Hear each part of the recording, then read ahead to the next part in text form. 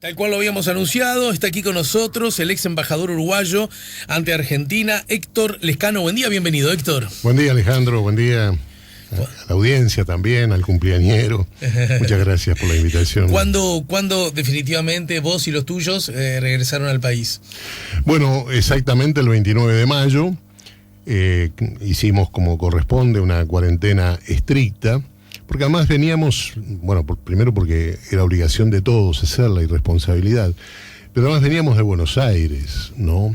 Que lamentablemente allí las cosas están realmente muy, muy difíciles, en la capital, en provincia, en el llamado conurbano argentino, duele la situación que, como comprenderás, la seguimos día a día, ¿no? Por supuesto. Y con preocupación.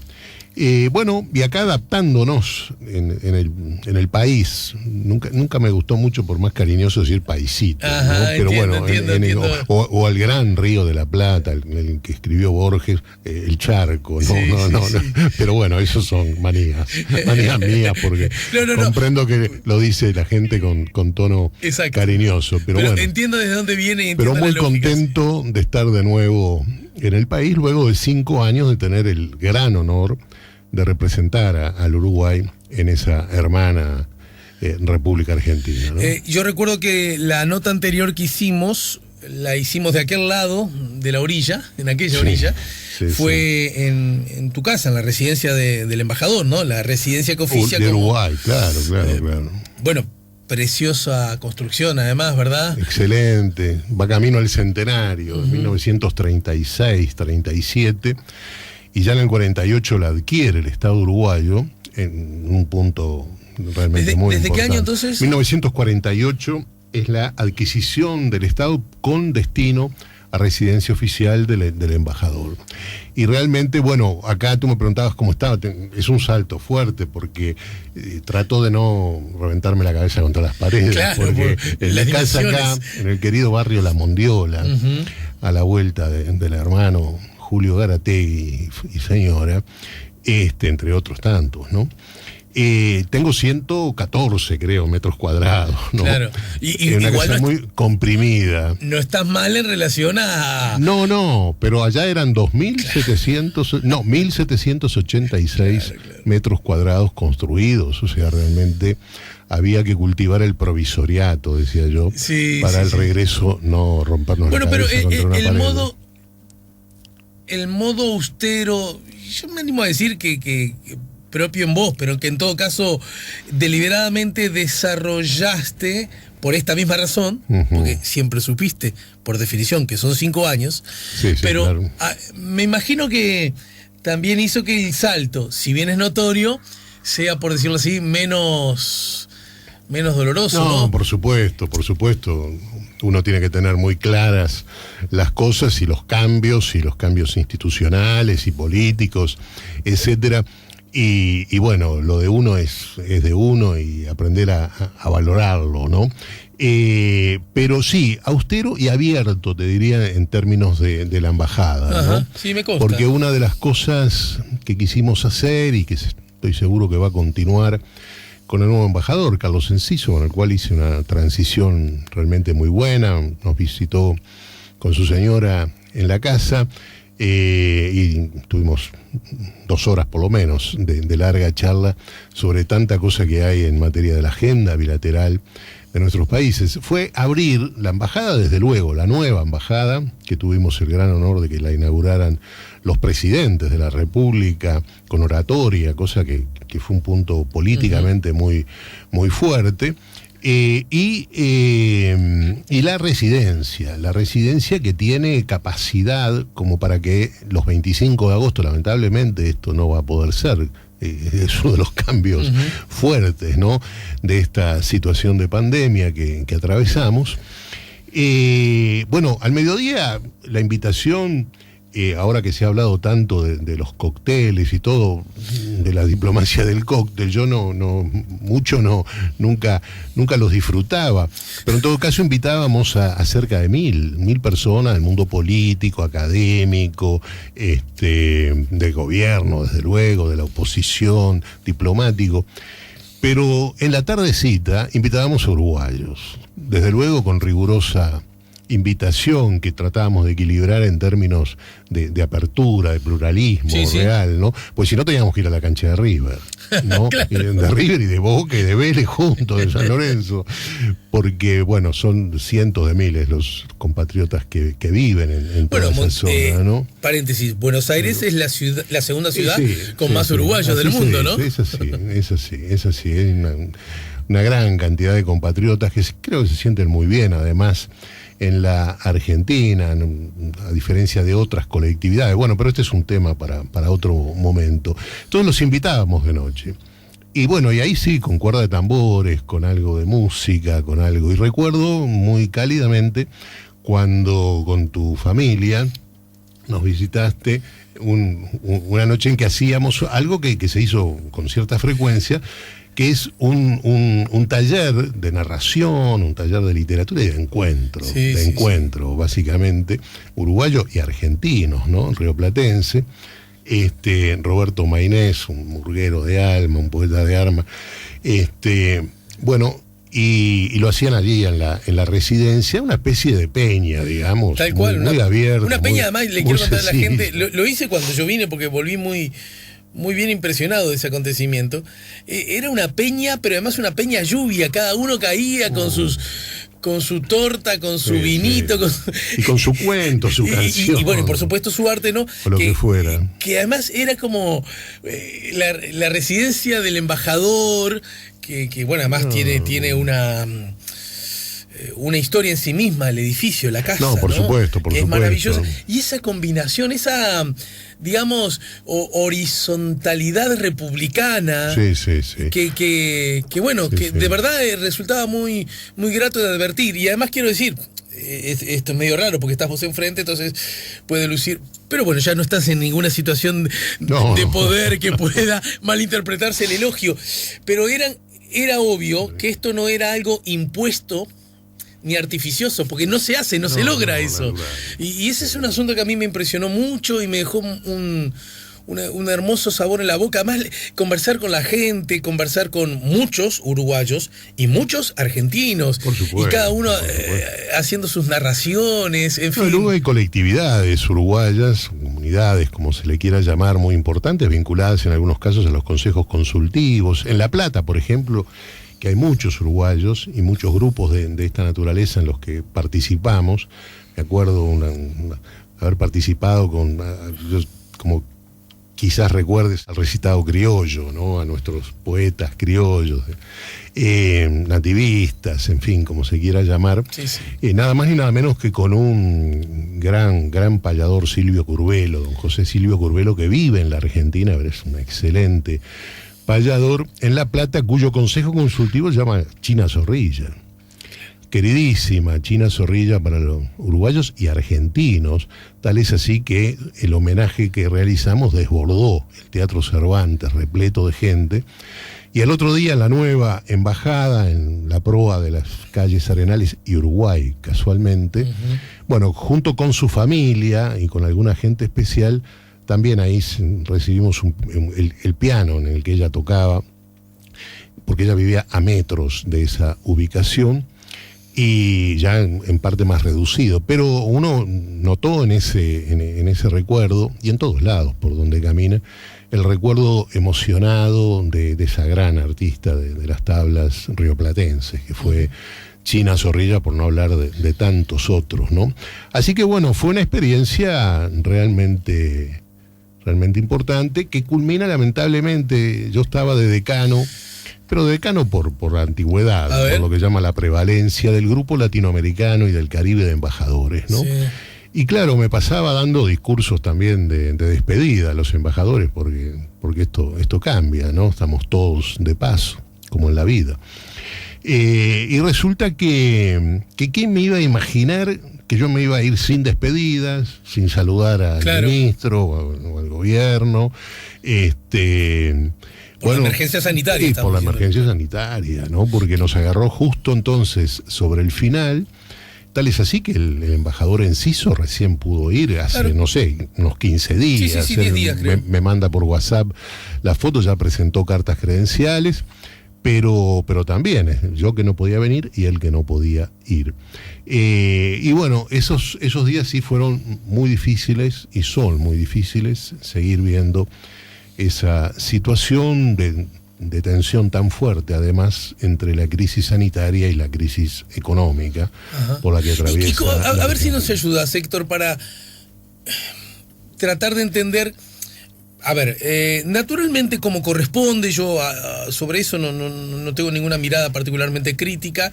Sobre todo lo que ocurre arriba de la tierra es posible tener miradas de carácter político. Y porque en definitiva, y cuando los actores son políticos, mucho más aún. Entonces, a mí eso no me asusta, y que sobre la misma cosa se tengan distintas ideas, no solo no me asusta, sino que me complace. Que ya nos pasó el tiempo en el que había que tener solo una idea, y si no tenías esa idea, lo mal que te iba. ¿Estamos de acuerdo, no? Ahora, aún así, por ejemplo, ocurre lo que ocurre en Uruguay, y hay miradas críticas para lo que hace el gobierno, ¿verdad? Sin embargo, también, incluso por parte de la oposición, dice, lo que está haciendo el gobierno está haciendo bien. La oposición, de la que vos políticamente formás parte, ¿no? Sí, duda, dice, nos entendemos que aún hay que hacer alguna cosa más, y la explicita, la detalla, y el gobierno dice, ¿por qué no hace esa otra cosa más? Hijos también de lecturas que están vinculados con la filosofía, con la historia y con la ideología, ¿va? Hasta ahí. Sin embargo, uno tiene la convicción, lo ve día a día, que el trato, la interacción desde esa perspectiva luce en líneas generales atento, respetuoso, republicano, serio, duro cuando hay que ser, más flexible y hasta más amable cuando hay que hacer también. Bueno, uno podría decir la política. La política.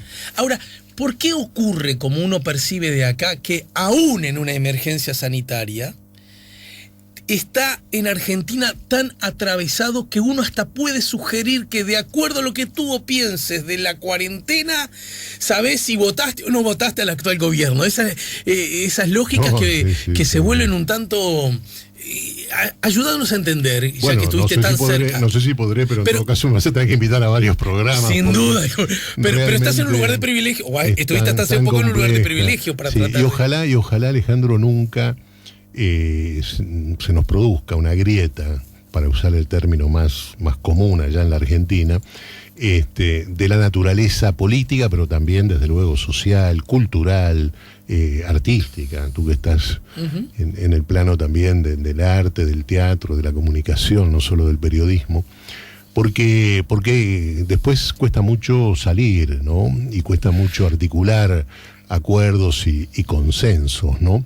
En primer lugar, porque ya este gobierno, que significó un cambio político fuerte, sin duda es correcto en ese caso hablar del término de herencia, porque realmente en los aspectos económicos, sociales, el gobierno que presidió Ingeniero Macri culminó realmente en un gran problema económico, en una crisis muy, muy fuerte, con un tema de la deuda que todos los oyentes seguramente conocen, con vencimientos muy próximos. Realmente, y con toda honestidad lo digo, tan distinto a lo que fue la situación uruguaya, en materia de deuda, en materia de niveles de pobreza, en materia sanitaria, digamos, de fortaleza institucional de todo el sistema sanitario, que creo que está dentro de las razones que explican el caso uruguayo, acerca del cual, desde luego, comparto una visión positiva, porque creo que en términos generales, frente a la cuestión sanitaria, se ha movido bien el Uruguay. Entonces tienes que tener en cuenta una crisis económica muy fuerte, tienes que tener en cuenta 45 millones de seres humanos, porque el problema de la libertad, no solo en términos sanitarios estamos hablando, por favor, no solo la proclama y la practica quien quiere, sino quien puede. Está bien. ¿No? Y entonces, a mí, si me preguntaras tú, no me lo han preguntado hasta ahora, estoy preguntándomelo yo porque estoy debutando en La Mañana en Camino. Bien, bien, ¿no? bien. Con mucho gusto. Es el acuerdo que tenemos los Los liverpulenses. liverpulenses, donde no te olvides que lo mejor está por venir. Buah, Ese es mi lema. ya se van a llevar una gran sorpresa, me parece. Pero bueno, ¿qué ocurre? Cuando ahora estos días Y además con Radi ahora Bueno, por favor, con Radi. tenemos asegurado. Con el pecho hinchado, Radi y familia, padre. Tengo los recortes periodísticos juntados. Bueno, te interrumpí, perdón. No. Me decía. No, y entonces son 45 millones de seres humanos. ¿Y si te preguntara? Y tenemos, entre lo que es la ciudad autónoma de Buenos Aires y la provincia, tenemos entonces un problema de circulación de 12, 14 millones de seres humanos, y luego en una situación de vulnerabilidad, muchos de ellos, extremadamente difícil, porque estamos hablando de centenares de las llamadas villas, algunas de las cuales son, yo estaba sacando 3, 4 ciudades, no quiero nombrar ninguna, ¿no?, del interior de nuestro país. No son 3 o 4 corredores o una manzana. No, donde viven millones de personas en situación de extrema vulnerabilidad. Y donde hay una presencia del Estado, pero son temas que vienen además, hay que decirlo, de tantos años atrás, que la consigna fundamental del lávese las manos, bueno, choca con la realidad de que no hay agua. Claro. O que hay que caminar 20 cuadras para un agua marrón. Y entonces proveer de agua y de alimentos y de sanidad a esas poblaciones es tremendamente difícil. O si hablamos, por ejemplo, de los geriátricos en Argentina, o si hablamos de las cárceles. Nosotros con la cónsul visitamos, y ella lo sigue haciendo, uruguayos que están lamentablemente inhabilitados de libertad. Las cárceles son realmente algo realmente pavoroso, y el problema del control entonces de la prioridad a la vida, bueno, el gobierno argentino, medidas duras que en este caso han sido acompañadas por, no digo toda la oposición, pero el caso del jefe de gobierno de la ciudad de Buenos Aires, Horacio Rodríguez Larreta. Bueno, ahí está. Sí, no la está sacando barata. No la saca porque desde el principio hay 3 personas en las mesas públicas, en las conferencias de prensa. El presidente Fernández al medio, a su izquierda tiene a Axel Kicillof, gobernador de la provincia, un hombre, como se sabe, muy, muy cercano a la expresidenta Kirchner. Sí, fue su ministro de y a Economía. la derecha, con las distancias, ¿no?, a la derecha, Horacio Rodríguez Larreta, uno de los hombres fuertes, digamos, y quizás uno de los de más futuro de todo lo que fue el gobierno anterior y la oposición en general al actual gobierno. Entonces... Pero ves, ahí va, esto que acabas de señalar, a ver si luce con la mirada, digamos, oriental, como un gesto de civilización democrática política, ¿no? Es decir, porque hay algo que lo supera y tiene que ver con la emergencia sanitaria, y ¿no? Esto supera. Es una... Pero sin embargo, yo lo que escucho un día sí y otro también es a ese gesto, y en particular el del pelado Larreta, inmensas críticas por eso. Es una... ¿Cuál es la lógica que impera? Y porque en época de pandemia es muy difícil hacer oposición, ¿no? Es decir, bueno, en el sentido de que... Preguntás sobre el Frente Amplio, que le está costando, ¿no? Por supuesto, porque hay... desde luego, en el tema del Frente, que también tenemos que venir un día a hablar, hay muchas otras causas, pero hay una cierta cuota de autocensura, ¿no? De autocensura, que uno tiene que practicar frente a un gobierno. Rodríguez Larreta llegó a decir, bueno, estamos en guerra, y en guerra el comandante en jefe es el presidente de la República. Claro. Entonces te imaginas eso en el sector, no digo, hay un sector del radicalismo, digamos, muy sensible a todos los temas sociales y creo que dispuesto a hacer una oposición que tenga muy en cuenta esto, pero después hay sectores muy duros, digamos, de la derecha argentina que fogonean, para usar un término muy utilizado allá, fogonean esa situación de oposición y le reclaman a Rodríguez Larreta que no puede estar sentado al lado del presidente de la República. Porque también... Y demostrando, perdóname, que en una ciudad donde todo es el conurbano, están las dos partes, y además sería tremendamente negativo. La puerta al fracaso. La puerta al fracaso claro, de claro. no coordinar una estrategia, al menos en sus claves esenciales, una estrategia de combate a este enemigo que es muy fuerte. Entonces te pregunto, negro sobre blanco, la cuarentena obligatoria, esta que en Uruguay nunca llegó a instalarse, a pesar de que en un momento se supuso que quizás, incluso desde, con todo derecho, porque repito, así es la política, se le cobra cada tanto al Frente Amplio, y en particular al expresidente Vázquez, que dijo seguramente vamos hacia la cuarentena, incluso el sindicato médico, también, ¿verdad? Recuerdo, como tú sabes. Recuerdo perfectamente. Bien, más allá de eso, la cuarentena obligatoria, teniendo en cuenta las características que vos enumeraste en el arranque a propósito de la dimensión de la cantidad de seres humanos que viven allí, ¿vos entendés que es una medida apropiada? Desde luego, no soy infectólogo, pero sí, creo que sí, hay que comprometer opinión en estos temas, no se puede andar. Por ejemplo, si tú me preguntas sobre la reciente aparición de nuestro presidente, que generó realmente mucho ruido, digamos, en los medios de comunicación argentinos. Corrijo, las apariciones, ¿no? Sí, porque se trató de un desembarco en cadena, como alguien dijo, en cadena por los principales programas televisivos antigobierno porque de además Alberto curiosamente Fernández, se dio eso, ¿no? Ahora, yo no me quejo de eso, no me quejo porque, como también se ha dicho mucho, en su momento el presidente Mujica generaba también en la Argentina un sentimiento generalizado de aprobación, de admiración, etcétera. Hago un paréntesis, negro, cariñosamente, ¿no? Negro. No, Mujica, esta es otra historia para otro programa. Por supuesto, seduce a izquierdas y derechas. No, de acuerdo. Y de Mujica hablaban bien todos, ¿no? Hay que marcar, por favor, lejísimo de mi ánimo. Pero ¿verdad que ocurre eso? El fenómeno Mujica es un fenómeno que incluso... Sí, lo viví yo cuando... Macri estaba fascinado en con lugares Mujica. Públicos y los sectores conservadores. En fin, porque era la seducción por él y la seducción por la política uruguaya, por la estabilidad de su sistema político, por lo que tú hablabas al principio. La calle ¿no? Polo recoge también, pero de verdad objetivamente desde solo desde un costado, ¿no? Pero solo de un costado, y además, ¿qué pasa?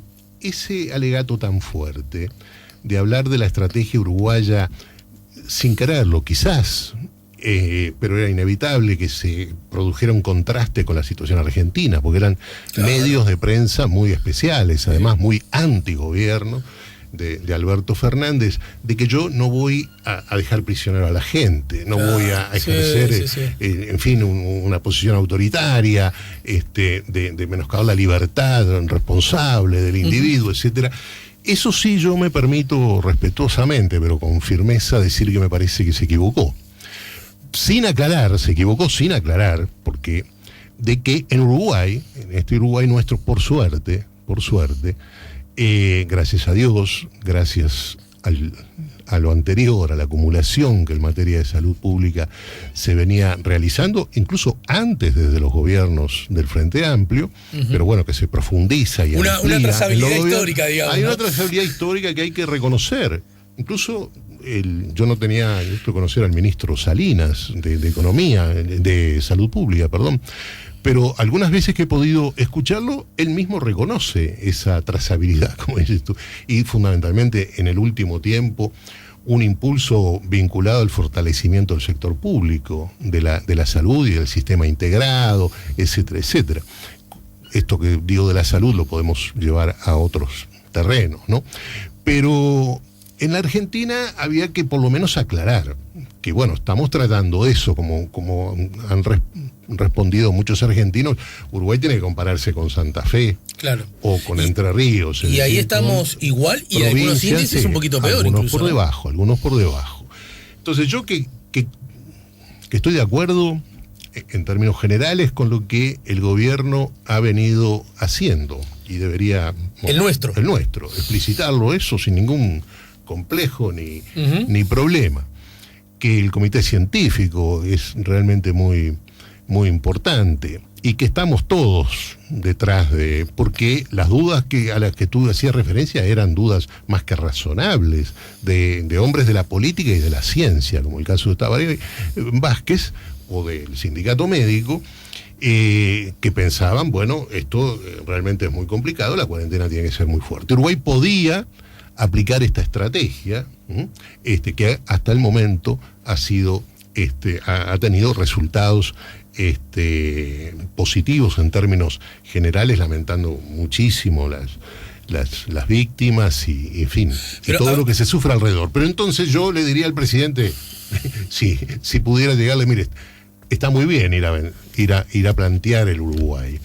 Está muy bien, porque eso es lo que he tratado de hacer yo, modestamente, salvando las distancias, como embajador, de vender, entre comillas, al Uruguay, de vender el Uruguay turístico, de vender el Uruguay convocando a las inversiones, etcétera, etcétera, pero en estos términos de la estrategia y en los términos de autoritarismo y de la naturaleza de una cuarentena obligatoria, etcétera, yo hubiese tomado la precaución de distinguir, me parece que nobleza obligaba a eso, de distinguir entre la situación uruguaya y la situación de un país de 45 millones. El problema no está tanto en las provincias más abiertas, con menos población, pero la situación en la zona metropolitana y en el conurbano es realmente muy, pero muy, muy difícil y claro, está provocando una tensión económica cuya administración es tremendamente difícil. A ver si entiendo. Tú dices, primero, que la participación del presidente uruguayo en muchos medios de comunicación argentinos, todos también hay que decirlo, alineados en la oposición, ¿verdad? Algunos más explícitamente, otros menos, ¿verdad? Sí. Y defender el caso uruguayo, tú entendés que faltó ese otro costadito de decir, esto lo hicimos porque estamos en condiciones objetivas de hacerlo. Sí, quizás otras naciones, de pronto Argentina, no podrían hacerlo. Me parece que sí. Da la sensación, acá ingresa otro tema, que ese desfile por distintos medios de comunicación, me parece que fue funcional a dos objetivos distintos de cada parte, ¿no? Por un lado, el de los medios argentinos era muy notorio, algunos en forma hasta diría escandalosa y poco elegante, que en realidad lo que les interesaba era generar elementos de críticas para el gobierno argentino, utilizando palabras del mandatario de otra nación. En eso están todo el día. Pero además era muy explícito. Y por otro lado, me dio la impresión que el presidente de Uruguay aprovechó esa ventana, esas múltiples ventanas, para llegar con voz fuerte y claro a este llamado explícito e implícito que se está haciendo a muchos argentinos para que se radiquen en nuestro país. De hecho, incluso anunciando flexibilizaciones en esa dirección. Me gustaría tu opinión luego de la pausa. Sí, no, con mucho gusto. A propósito de esa iniciativa. Estamos conversando con Héctor Lescano, estamos poniendo La Mañana en Camino. Y Héctor, no me dejes que termine esta charla sin que me cuentes 2 o 3, según vos, logros que en tu gestión pudiste alcanzar y también... Tú que además sos hincha de Cuadro Chico, el mismo que yo, y conoces más de perdidas que de ganadas, y cuáles hubieses querido avanzar más y definitivamente no pudiste. ¿Cómo no? Estamos en el 98.7, estamos poniendo La Mañana en Camino, estamos con Héctor Lescano. Seguimos poniendo La Mañana en Camino, seguimos escuchando la música de Santiago Tabela, que hoy cumple 59 años. Estamos conversando con Héctor Lescano, estamos conversando con el ex embajador uruguayo ante Argentina. Héctor, te lo dejé pendiente antes de la tanda. A propósito de la participación del presidente de la calle en distintos medios de comunicación y los innumerables elogios que recibió. Es verdad, algunos en particular la calle, otros en particular el gobierno que conduce la calle y otros más genéricos del Uruguay, de cómo resuelve sus disputas internas, su lógica democrática, etcétera, etcétera. En el marco de todo eso está arriba de la mesa un tema que lo ve todo aquel que quiere verlo, ¿no? esta especie de estímulo implícito o explícito para que ciudadanos de otros países se radiquen en Uruguay. Y cuando uno piensa en otros países, naturalmente que a lo mejor si viene alguien de Hungría puede hacerlo, pero obviamente la mirada está muy vinculada a la Argentina, ¿no es cierto? En algún caso incluso modificando a algunas condiciones y algunos requisitos para la radicación. ¿En qué clave hay que leer eso y cuál es la mirada que vos tenés de esto, de este anuncio? Este es un tema en el que no se puede ser neutral, ¿no? Y andar pastoreando nubes, como decía algún amigo mío, ¿no? No, yo decía que a mí me parece bien ese aterrizaje, de alguna manera, ese desembarco en medios. Me hubiera cuidado más y me hubiera gustado más que fueran un arco pluralista del periodismo argentino. ¿Tenés información, ¿no? Si los medios de comunicación más cercanos al gobierno? Francamente sería un atrevimiento de mi parte pronunciarme, porque no... No, porque el presidente de la calle puede decir, mirá, si yo no estuve por él, C5N, por ejemplo. C5N sería un caso, por ejemplo. Bueno, sería un caso, pero hay muchos programas, digamos así, que en todo caso son lo que yo llamo plurales, es decir, escuchan todas las voces. Un periodista le puede hacer alguna pregunta que no sea esos centros permanentes, para hablar en nuestros términos futbolísticos, que le hicieron casi todos los periodistas que entrevistaron. Pero el presidente de Uruguay a lo mejor puede decir, mirá, no fui porque no me invitaron. Bueno, puede decirlo, y yo lo hubiera intentado promover, porque esto seguramente fue una cosa pensada, ¿no es cierto? No, y seguramente no de un día para el otro. Armado, no de un día para el otro. Yo hubiera buscado un mayor pluralismo, y vuelvo a decir, hubiera dicho, yo puedo hacer esto, porque estoy en el Uruguay que tiene tal y cuáles condiciones, ¿no? Y eso creo que dolió no solo que no lo hiciera, dolió al gobierno, por cierto, pero dolió a la gente, a mucha gente, ¿no? De gente que está pasando la cuarentena y bueno, que está aceptando que tiene que estar en cuarentena, porque estamos hablando de millones de personas o de condiciones de vulnerabilidad realmente muy, pero muy difíciles, que daría para hablar muchísimo. Fíjate un dato nada más, algunos de los observatorios serios, digamos, que de la cuestión social en la Argentina proyectan escenarios post pandemia, algunos, vuelvo a decir, muy, muy serios, donde hablan de que un 70% de los niños argentinos serían pobres. 70%. País que hay una pequeña discusión absolutamente irrelevante a mi juicio, si 40, 50 años atrás era la quinta o sexta potencia del mundo, ¿no? 70%, en el marco de lo que ya existe hoy, es que es casi el 50% de la población es pobre. Estamos hablando de pobreza, de toda pobreza, o sea, de la falta de los elementos vitales necesarios, ¿no? Y en términos de infantilización de la pobreza, sobre la que tanto estudió en el Uruguay Juan Pablo Terra, realmente es traumático, es una cosa que nos debe interpelar a todos. Pero volviendo entonces al tema, yo creo que faltó aclarar, miren, yo puedo hacer esto, y Argentina no es una cárcel. No es que el presidente argentino es un gobierno democrático, es un gobierno que fue electo por la mayoría de la gente. Y yo en particular creo que el presidente Fernández viene demostrando, digamos, que tiene credenciales propias para llevar adelante determinado programa y determinada sensibilidad. Eso daría para mucho. Pero entonces, siempre nos preocupamos nosotros, por cierto, de traer inversores argentinos. Sí, claro. Es decir, muchas veces fue el ministro Astori, por ejemplo, ¿no? Allá en esta residencia oficial uruguaya que yo decía, tenemos una sala que tú conociste, que teníamos lugar para hacer desayunos de trabajo de unas 200 personas.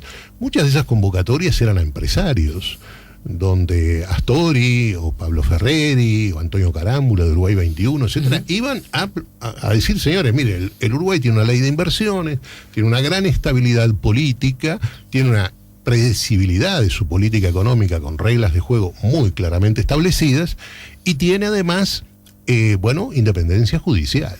ni más ni menos. Tres resortes institucionales muy fuertes que hacen al valor de la democracia, aunque podamos coincidir en que en cada uno de ellos hay que trabajar muchísimo para mejorarlo, para que no sea solo un problema de cantidad, sino de calidad, etcétera. Pero eso es Uruguay. Y eso es una ¿Y en qué se diferencia entonces aquello colectiva? Entonces, lo que hay de lo que estaría pasando ahora? Y bueno, hay que tener mucho cuidado. Para un país que está atravesando la pandemia en estos términos, en que está invirtiendo mucho el Estado en estar al lado con la mayor cercanía posible, esa es mi apreciación. No solo el Estado, ¿no? Yo he tratado de estar cerca de las villas, de curas villeros que trabajan, Alejandro, allí, y que a diferencia del equipo sanitario, que son héroes también, no se van al término de la jornada, sino que quedan a vivir allí, y que vienen recibiendo una formidable ayuda de Francisco, ¿no? Del Francisco argentino.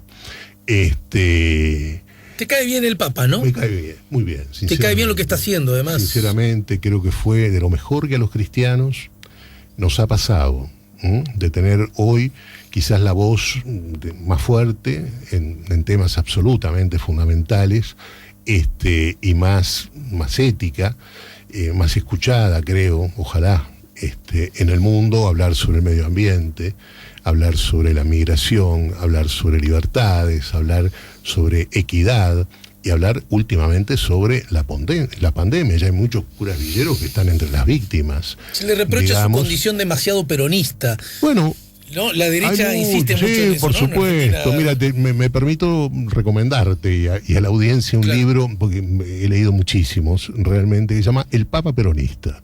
El Papa Peronista es un libro de un politólogo, en fin, Ignacio Zuloaga, ¿no? Un hombre que está mucho en los medios de comunicación. Sí, cómo no.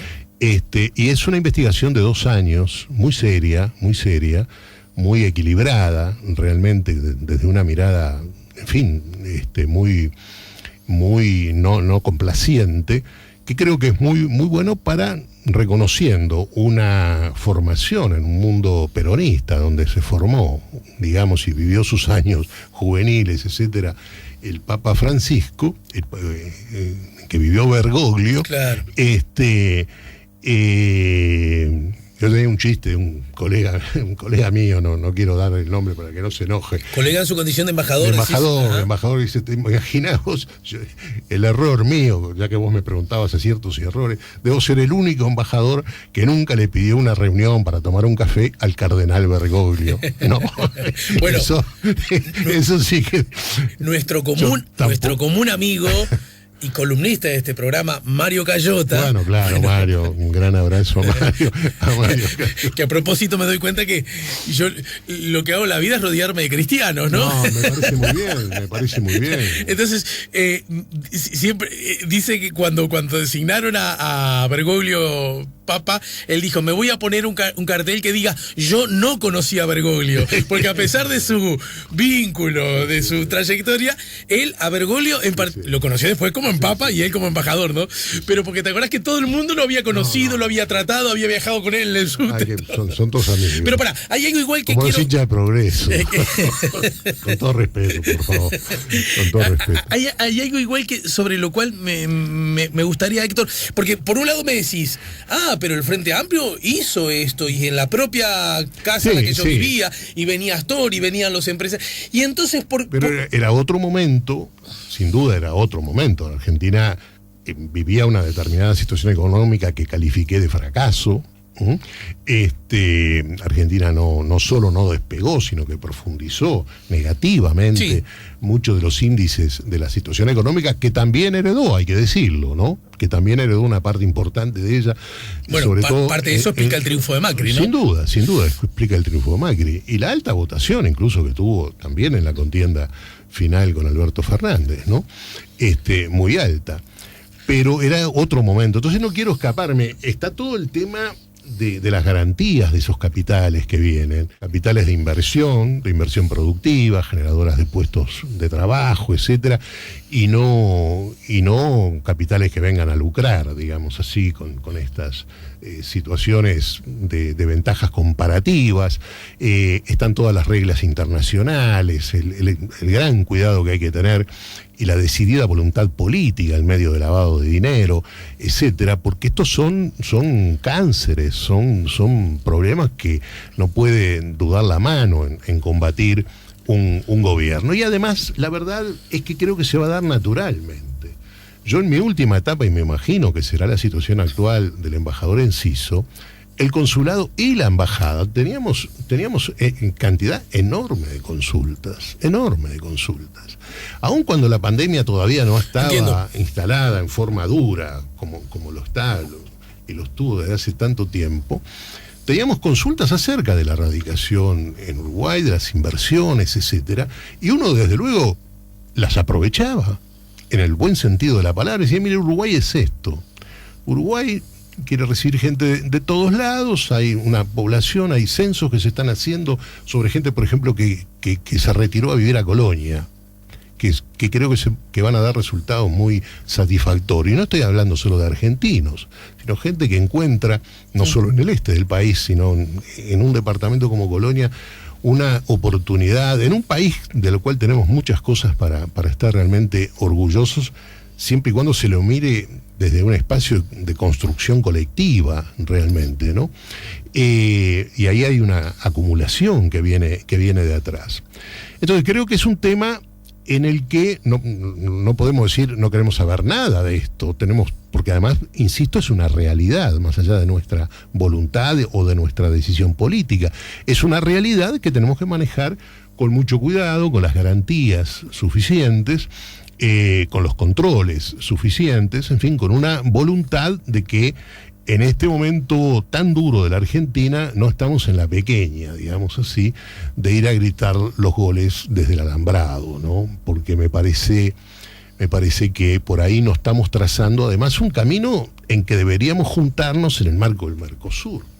Pero, a ver, quiero entender esto. Uruguay debería tener una actitud que más, no me sale otra palabra, pero a lo mejor vos la encontrás, más ética, en el sentido de tener en cuenta que como hay dificultades allá, no estimular la presencia de argentinos en nuestro país. Yo creo que estimular desde las máximas autoridades y en forma tan fuerte y pública, yo no estoy totalmente de acuerdo, ¿no? Yo creo que ahí hay que, en fin, hacer algunos filtros y tener algunos ¿filtros de qué tipo? Cuidados, bueno, de naturaleza regulatoria y sobre todo mediática, digamos, de la fuerza de la cosa. Si en este momento en que la Argentina vive esta difícil situación del mundo, situación de la región, situación con Brasil, por ejemplo, la relación Argentina-Brasil está lejos de ser una relación que llegaron a tener en algunos momentos. Y eso es algo que es un drama no solo para uno y otro país, que son sus principales socios, sino para la región que integramos y que podemos integrar y que podemos ayudar, en eso estoy muy de acuerdo, a fortalecer, ojalá, desde el punto de vista del Mercosur, porque creo realmente en la integración regional, el compartir el multilateralismo, el compartir. ¿Vos crees que Uruguay cosas tiene que seguir apostando al Mercosur? Sin duda alguna. No obstante, el Mercosur también sin duda alguna es una herramienta que no luce lo suficientemente efectiva para el... Por supuesto. Entonces, se han conmemorado, 25 años sin ningún dato fuerte de celebración precisamente del Mercosur. Pero al principio tuvo cosas muy positivas desde el punto de vista del intercambio comercial, porque tenemos lo que Aldo Ferrer, por ejemplo, llamaba la fuerza centrípeta de la geografía, claro, porque aquí estamos, ¿no? Y porque, por cierto, el Mercosur tiene que cambiar y mejorar en muchas cosas. Yo tengo el gusto de estar integrando el CURI, que es el Consejo Uruguayo para las Relaciones Internacionales, que en este momento preside Pablo Colasol y que presidió durante muchos años Sergio Abreu, ¿no? Bueno, ahora está en un ciclo, hoy senador, en un ciclo muy interesante vinculado a escuchar distintas voces sobre el Mercosur y las posibilidades del Mercosur de avanzar en acuerdos, desde luego, con la Unión Europea, con otros bloques. Bueno, Argentina, a propósito del tema, comerciales, se habría sincerado y decir, mira, con la Unión Europea no queremos. Bueno, yo diría que no tanto como no queremos. Es decir, el gobierno se queja de que recibió un paquete cerrado y completo en términos de la Unión Europea, y por lo tanto, bueno, abrió el paraguas. Y la realidad argentina también hay que hacer un gran esfuerzo de comprenderla. Tiene una industria, por ejemplo, Argentina, que no tiene Uruguay, a pesar de que yo soy muy partidario también del desarrollo industrial y fundamentalmente de tener muy en cuenta la política de desarrollo de las pymes, etcétera, ¿no? Yo te podría colocar en el, digamos, en la tribuna, ya que estamos tan futboleros, sí. de los desarrollistas en ese sentido. Sí, es un término que no te incomoda. No me incomoda para nada, ¿no? Pero con el volumen de nuestro mercado. De lo que llamamos el desarrollo humano integral, no llamo yo, digo, lo recibimos, sí, de toda una corriente que influyó mucho en el país y en la América Latina. Yo creo realmente en la integración, creo en los estados continentales de los que hablaba el Tucho Metol. Hay una corriente cuyo hijo está en Cabildo Abierto, sí, ¿no? Ya he leído, sí, una entrevista extensa que se le ha hecho a él periodística últimamente, a Marcos Metol, pero estoy hablando del padre, estoy hablando del Tucho y esa gran vocación de la patria grande, de la integración que tenía un hombre que influyó muchísimo en generaciones de uruguayos y de argentinos y más allá de esos de Latinoamérica. Sí, sigo creyendo en un proceso de integración, sigo creyendo en la apuesta a las cadenas productivas. Esa ya no es solo una mirada económica. Sin perjuicio, ¿no?, de decir, no, por supuesto que no. Siempre lo consideré. Está un debate implícito, ¿no? De acuerdo, la calle, el presidente de la calle Padre, sí, reivindica, y lo hace, me parece, en forma muy sincera. Claro. ¿Verdad? Dice, acá le erramos cuando quisimos hacer algo más que una unión aduanera. No, y yo creo, con todo ¿Vos crees que el Mercosur tiene otro...? Que se equivoca el presidente y que todo proceso de integración es ante todo un proceso político. No digo de amigos, porque ahí también hay otra discusión, ¿no? De la ideología y de los amigos. Dejemos de lado esa discusión por un lado. Aunque si uno coincide en los proyectos nacionales, eso ayuda, digamos, a compartir un proyecto regional. Kirchner, Vaca y Mujica parecía que se llevaban bien en ese aspecto y no nos fue. Dejemos de lado eso, porque además yo creo que el Mercosur tiene que tener, entre otros cambios fuertes, algunos institucionales, solución a políticas de controversia, mucho más, bueno, que realmente funcionen, etcétera. Ni siquiera funciona como unión aduanera, es muy, muy imperfecta, y puede tener velocidades diferentes, como se están hablando, velocidades diferentes, y gran capacidad de comprender al otro y de buscar nuestros propios intereses, por supuesto. Pero creo realmente en el acuerdo con la Unión Europea. Ojalá que los problemas importantes que están ocurriendo en la Unión Europea, no solo tenemos problemas en el sur, sino también en la Unión Europea, no impidan que este proyecto efectivamente pueda llegar a concretarse, porque me parece que ganamos. Y lo mismo en la relación China, Estados Unidos, resto del mundo, del EFTA, etcétera. Yo creo que, bueno, que Uruguay tiene que trabajar esa línea y que hay una oportunidad. ¿Esa línea sentís que el gobierno de la calle Pou Sí, puede, sí, pienso que sí, que puede estar en eso. Sí, pienso que sí, porque hay mucha gente que cree realmente en el gobierno, cree en el Mercosur, cree en las posibilidades de mejorar el comercio y la integración regional, en el marco de las enormes incertidumbres que tiene, al margen del Mercosur y su proyecto, que tiene incluso con instrumentos importantes y vigentes como la ALADI, que podría ser mucho mejor utilizado en este momento. Ahí me inclino en esa posición sin titubeo. Y bueno, y en la relación bilateral, tener cuidado y tener cosas. Por ejemplo, el otro día lo vi al presidente Lacalle hacer declaraciones con las que coincido plenamente, que es un impulso muy fuerte, y coincidía el gobierno anterior, ¿no?, a la llamada Hidrovía Uruguay, por ejemplo, ¿no?, con la Argentina, a la cual en su momento hay que integrar a Brasil, ¿no? Pero ojalá que se refuerce el compromiso de un impulso a la hidrovía, porque es un instrumento de integración de una arteria fundamental, que es el Uruguay, como es, digamos, la mirada de la Cuenca del Plata o de la hidrovía Paraná-Paraguay, que son instrumentos de integración, en este último caso ya de 5 países, que son muy importantes y en todos los cuales hay una enorme capacidad de posibilidades de complementación y de colaboración que ojalá se puedan lograr, porque todos queremos eso, ¿no? Héctor, absolutamente. Nos queda poquísimo tiempo. Sí, no quiero igual como te no, voy a eso. Igual ahora te tengo más a mano, sí, y seguramente me vendrás a visitar más seguido, ¿no es cierto? A la orden. Bien, me alegro mucho. A ver, ¿qué gol hiciste y qué gol no te hicieron, si querés, en estos años? Bueno, goles no sé, la gente dirá desde la tribuna y algunos desde la cancha, porque hemos trabajado mucho en equipo en la embajada, en equipo con empresarios, con grupos económicos. El nuevo embajador encuentra ya esto Uruguay armado. Bueno, por ejemplo, tiene una embajada nueva. Bueno, claro. Nosotros cuando llegamos estuvimos mucho tiempo buscando, ¿no? Porque yo le dije a los que habían adquirido la vieja embajada de las Heras. Fue un error haber dejado de Bueno, con el diario del lunes, ¿no, Alejandro? Uno puede pensar tal o cual cosa.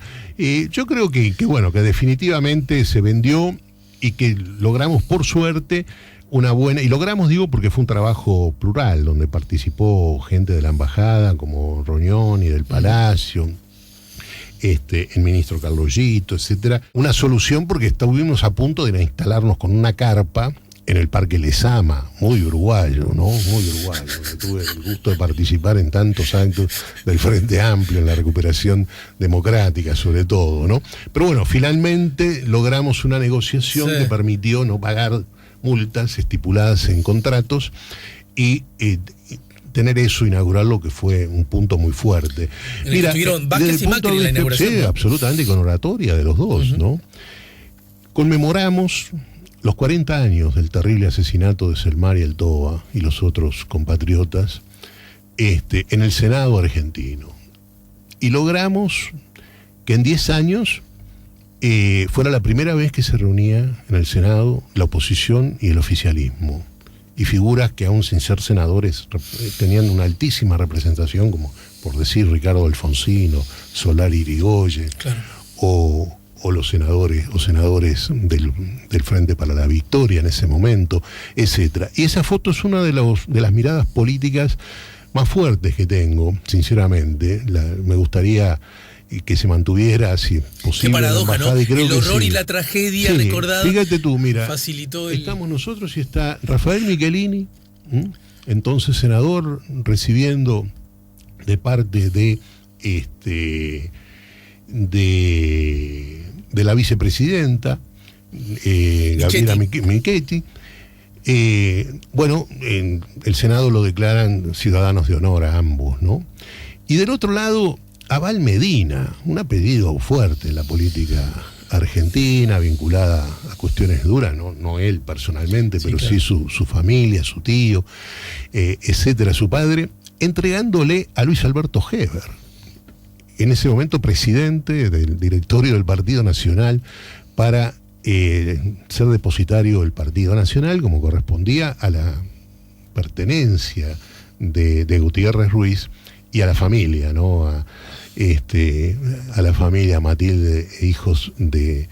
Bueno, eso fue un punto muy fuerte, ¿no? Muy fuerte, y que la embajada articuló, digamos así, para mirar. Un punto muy fuerte fue esa gran iniciativa de Tabaré Vázquez en ir acompañado del presidente electo, Luis Lacalle Pou. Muy fuerte, ¿no? A la toma de mando de Alberto. Sí. Wow, fue una foto que recorrió el mundo, y que hasta hoy nos felicitan. En las redes de diplomáticos, etcétera, hay una felicitación. ¿Y eso cómo se armó? Impresionante. Bueno, yo creo que correspondió a una invitación del presidente Vázquez al presidente Lacalle. yo no me voy a vestir con ropa que no tengo, ¿no? De manera que hubo puntos políticos fuertes.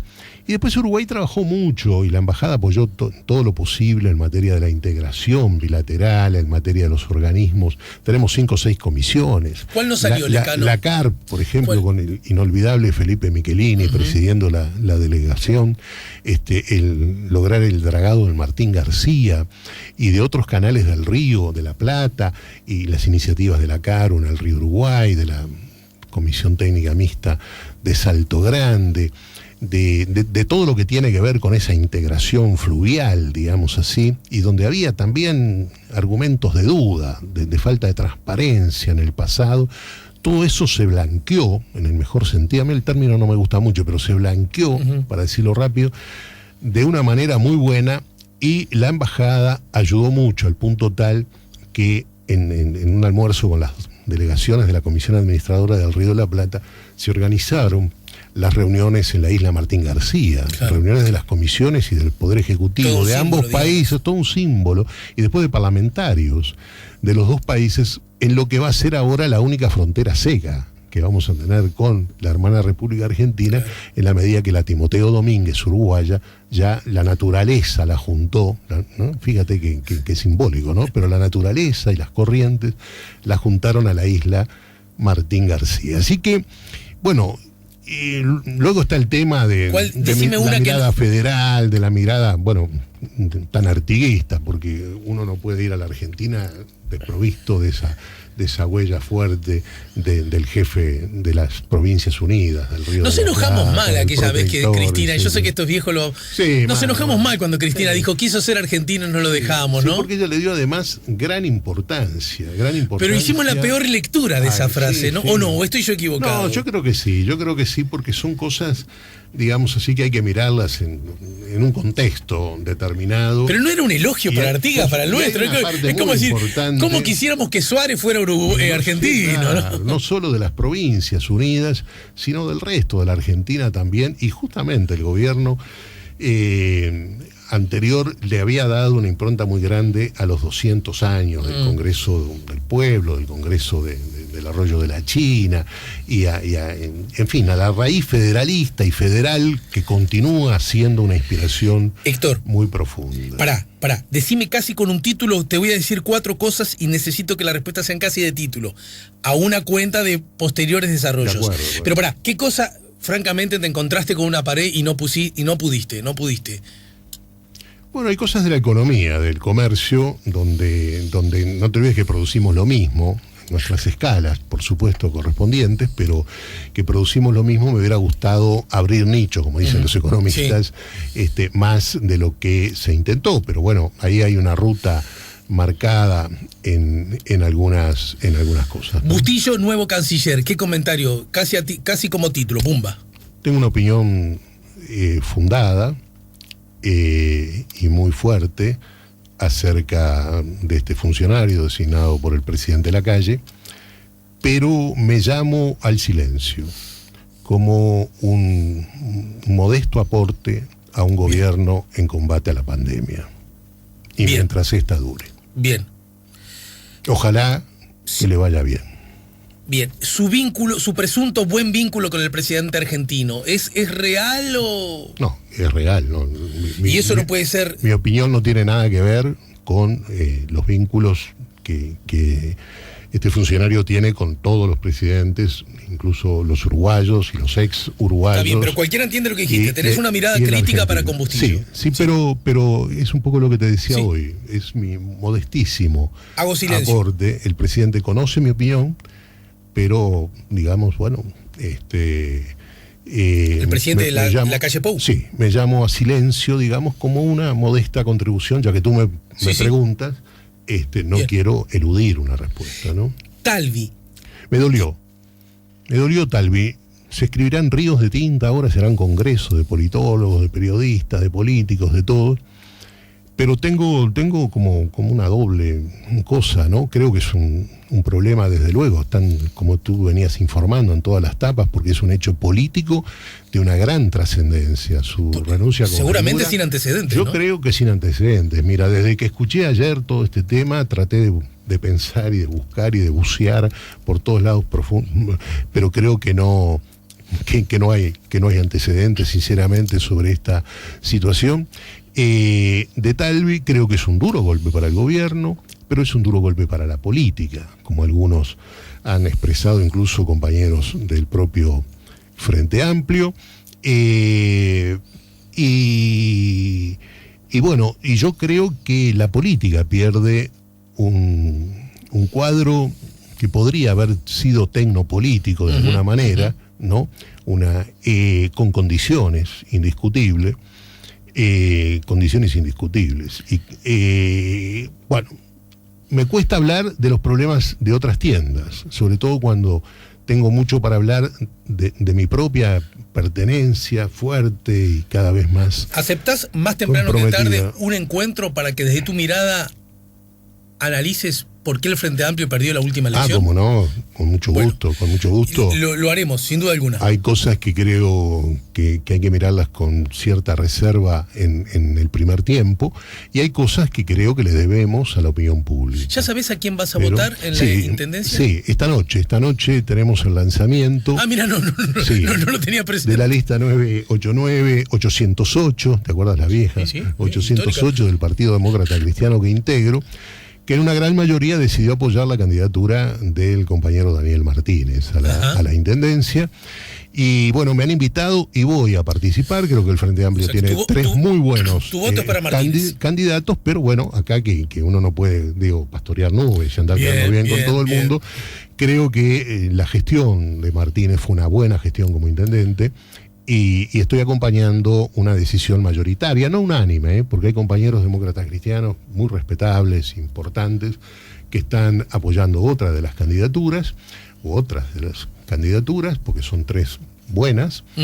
Pero bueno, en lo personal, desde el Partido Demócrata Cristiano que preside Jorge Rodríguez, el chileno, y que ha hecho un acuerdo con Álvaro García, porque siento también un aprecio y una cercanía política, de proyecto muy, muy importante. Y en estos años seguramente tuvieron mucho. Vamos a estar ahí acompañando segunda o tercera fila. Siento que haría mal mi trabajo si no te pido una reflexión de media oración para el, por ahora, llamémosle así, caso Biglietti y lo que se conoció en las últimas horas. Muy duro, porque además estoy choqueado, estoy como ese boxeador, digamos, porque yo con Biglietti tuve... Y además lo digo sin eludir las diferencias políticas con Biglietti, que se expresaban en un determinado cancionero, pero sin dejar de sentir siempre una gran emoción por su canto, por su contribución al canto popular uruguayo, a la protesta, a la resistencia, etcétera, más allá de las diferencias que podríamos tener, y creo que son además conocidas. Esto último me pega muy fuerte y sinceramente soy de los que me ubico, y no por eludir el tema, en la necesidad de tener más argumentos, más pruebas concretas para fijar una situación que, de concretarse, no admite, digamos, titubeos a la hora de condenar. Pero para que eso llegue necesitas algo más. Yo necesito, y vuelvo a decir que no es una forma. Pero estás diciendo que es apenas campaña. Lo tenga, te llamo. No sé. Yo sí es campaña, si no es campaña, pero quiero hacerme mi propia opinión, y cuando la tenga, aunque sea, te llamo por teléfono, si te parece, Alejandro, y te digo, mira, yo pienso esto. Mientras tanto,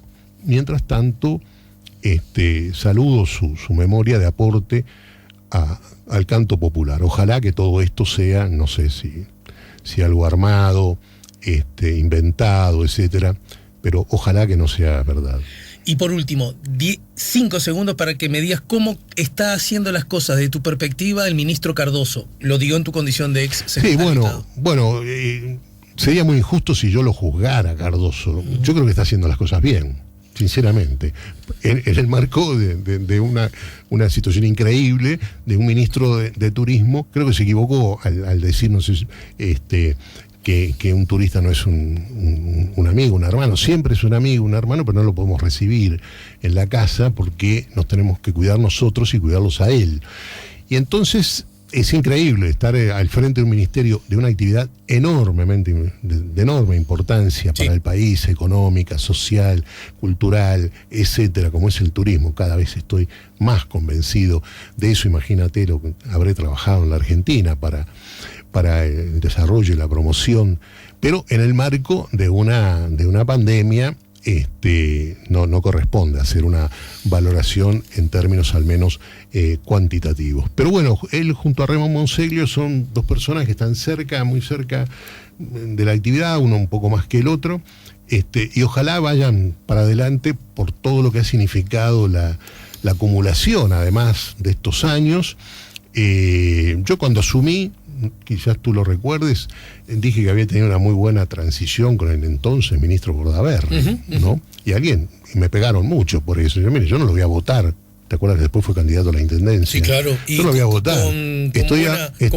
Estoy hablando de su Ministerio de Turismo, que a mí me ha dejado una transición buena y ha hecho una siembra, por lo tanto no vamos a empezar. Y luego creo que el Frente Amplio sinceramente hizo un formidable impulso, logró mucha centralidad y desarrollo en el tema, y las gestiones de Lilian Quechichán, de Antonio Carámbula, de Benjamín Liberoff, entre tantos otros, fueron muy, pero muy importantes. Bien. Bueno, Lescano, como para que nos veamos en Belvedere todavía va a faltar un rato, va a faltar, aunque empiece el fútbol, ¿verdad? Bueno, nuestro próximo encuentro, por lo menos público, será frente a este micrófono más temprano que tarde. Y te agradezco mucho, Alejandro, un gran abrazo a la audiencia y a tu familia. Gracias. Igualmente, Héctor. Nos ayudó a poner la mañana en camino el ex parlamentario, el ex ministro, el ex embajador Héctor Lescano.